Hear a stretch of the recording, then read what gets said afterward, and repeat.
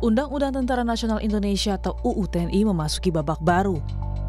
Undang-undang yang baru saja disahkan oleh DPR RI kini digugat oleh sekelompok orang ke Mahkamah Konstitusi. 9 mahasiswa Universitas Indonesia mengajukan uji formil menggugat undang-undang tersebut ke Mahkamah Konstitusi pada 21 Maret lalu. Mas Rizal, saya mau minta gambaran dulu. Ini kan undang-undangnya sebenarnya belum ditandatangan oleh Presiden, tapi langsung digugat. Apa yang teman-teman mahasiswa mau tunjukkan sebenarnya kepada pemerintah? Oke, baik. Di sini kami ingin menunjukkan bahwasanya pemerintah ini udah kelewat batas dalam mempermainkan rakyat, mulai dari aksi. Karena kita bisa melihat bahwasanya draft naskah akademis dan draft RUU TNI itu sendiri tidak dipublikasi kepada masyarakat.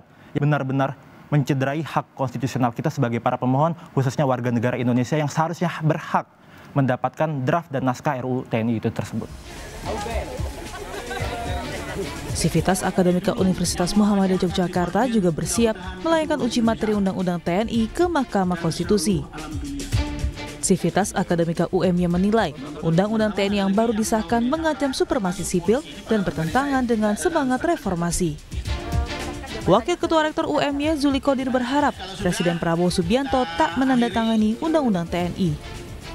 Kita berharap Presiden tidak menandatangani walaupun sudah disahkan oleh DPR, sehingga ada perpres untuk pembatalan terhadap Undang-Undang TNI. Menurut saya itu yang paling bijak dilakukan oleh Pak Presiden.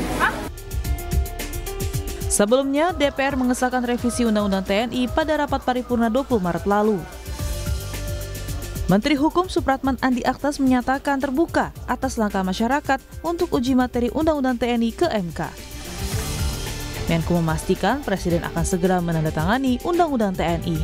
Karena itu berikan kesempatan kepada pemerintah untuk melaksanakan Undang-Undang TNI yang baru disahkan kemarin. Kemudian biarkan dia akan diuji apakah benar bahwa kekhawatiran itu memang sesuatu yang mendasar untuk dilakukan atau tidak. Gimana akan menanggapi? Ya itu nanti kan pasti dong, pasti karena itu diundangkan Presiden, nanti tergantung Presiden. Naskahnya tapi kan belum bisa diakses sampai saat ini. Tunggu selesai diundangkan. Untuk pada akhirnya sah dan larang, silakan teman-teman. Pakar Hukum Tata Negara Bivitri Susanti memandang aksi hingga gugatan masyarakat karena rakyat marah, sebab revisi Undang-Undang TNI kurang melibatkan publik. Proses mengajukan ini menggambarkan kemarahan mahasiswa yang ingin mencoba segala cara yang tidak menginginkan adanya Undang-Undang TNI ini, karena kita harus melihat proses kemarin itu tidak partisipatif. Jadi kalau ada klaim dari pimpinan DPR bahkan yang bilang sudah partisipatif, mari kita ukur sama-sama, karena Mahkamah Konstitusi sendiri sudah membuat putusan yang mengatakan bahwa partisipatif itu harus bermakna. Jadi ada hak untuk didengar, hak untuk dipertimbangkan, dan hak untuk mendapat jawaban atas pertimbangan itu. 3 pasal dalam revisi Undang-Undang TNI menuai kritisi publik.